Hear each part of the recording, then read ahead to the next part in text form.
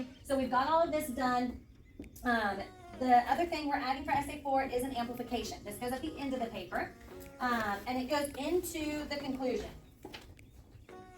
And so the amplification tells our audience why they should care about it. And it should tie into your exordium, okay? So we're talking about being mad at your siblings, and we're talking to a class of students. So we just want to tell the students, like, who it matters to and why. That's the two components of the amplification. So this matters to everybody who has siblings because you have a choice every day to get along or to fight, okay? So that would be my example. Somebody else have an idea for amplification? Yeah. Second that. Right.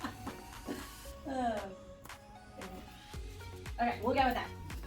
Okay, so this matters to siblings because you have a choice to fight or not. Okay? Hey teachers, thanks for popping in and watching this video.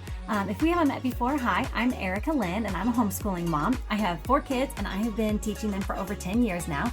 We use a classical approach to schooling, so I've been using My Father's World and Classical Conversations.